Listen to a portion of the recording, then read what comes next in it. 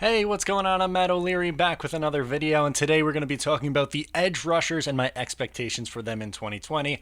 But before we get started, I just wanted to mention that you can follow me on social media at Matt O'Leary NY. Make sure to call in, subscribe to the podcast, whatever you got to do. New episodes drop every single Monday. It's been an absolute blast doing that, and I hope you call in and I'll answer your question on the show. Also, 20% off discount code JETS20 at manscaped.com. Their skin-safe technology makes shaving a breeze. I absolutely love using Manscaped. I don't have any accidents down there when I'm shaving, and it's really a good product. So check it out. Get yourself a 20% off discount, and hope you enjoy it. All right, so let's talk edge rushers. First one that I want to talk about is Jordan Jenkins because he is the Jets' best edge player. Now, to me, he's more of an edge setter than he is a pure pass rusher, but he was pretty good last year for the New York Jets. He was signed to a one-year deal to bring him back. He's obviously on a prove-it deal to see if he's a long-term solution to the New York Jets defense. And last year he had 8 sacks, 32 tackles, 9 tackles for a loss, and he played 52% of snaps. Also, he had a 66.9 Pro Football Focus grade. He's a solid player. Again, he's more of like a Calvin Pace, Brian Thomas kind of player than someone who's going to get after the quarterback. But he can luck into, 6, 7, 8 coverage sacks a year. He's not bad. When on the field, he's a pretty solid player. So what do I expect from him this year? I think the sack total goes down a little bit. I don't think he's someone who's going to hit double digits. I'll say he finishes with 6 sacks, 35 tackles, 7 tackles for a loss, and playing 62% of snaps.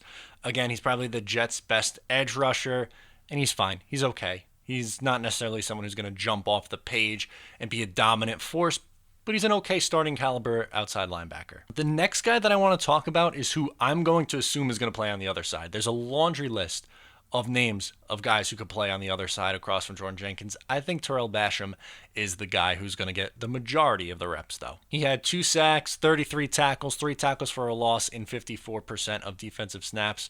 He also had a 73.1 Pro Football Focus grade. Again, when he was on the field in his limited experience, I liked him. I thought he was pretty solid on the other side. So I'm going to say his sack total goes up. I think he's going to hit 4 sacks this year, say somewhere around 29 tackles, 5 tackles for a loss, and 52% of snaps. So right around that same mark. There's a lot of depth at this position. Not necessarily good depth, but there's a lot of guys who could fill in. That's why I think it's going to be a pretty heavy rotation on the other side. But the next one that I want to talk about is Kyle Phillips, who also I thought flashed and was okay in small doses. He had 1.5 sacks last year, 39 tackles, 7 of which were tackles for a loss, and he played 50% of the defensive snaps. He had a 66 overall Pro Football Focus grade, and he was an okay player. Again, on the Jets defense, they don't have someone who just pins their ear back and goes after the quarterback. They don't have anyone like that at the edge position, so he was fine. I think his numbers go up a little bit. I'll give him 3 sacks, 45 tackles, 9 tackles for a loss, and 55%. I think Basham and Kyle Phillips are going to be the 2 guys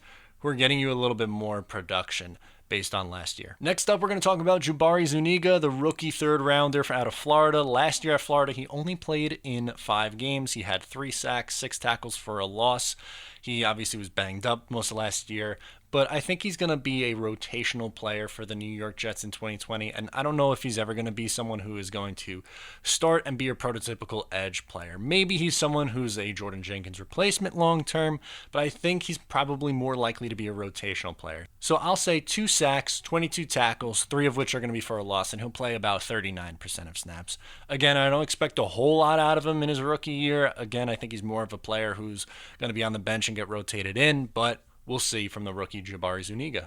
Next up is Frankie Louvu. Now, he flashed a little bit 2 years ago. Last year took kind of a step back. 12 tackles, 1 tackle for a loss, and he only played 6% of defensive snaps. He was utilized more on special teams. He had a 48.1 Pro Football Focus grade. I don't necessarily think he's going to have a big role on this team. I'll say 1 sack again, 15 tackles, 2 tackles for a loss, and maybe he'll play 20%, somewhere around there. A little bit of a step up from 6%, but I don't expect him to be getting a ton of time on the field for the New York Jets, unless there's an injury, of course. Jordan Willis is up next. He had 1 sack, 7 tackles, 0 tackles for a loss, and played 15% of defensive snaps. He had a 73.2 Pro Football Focus grade.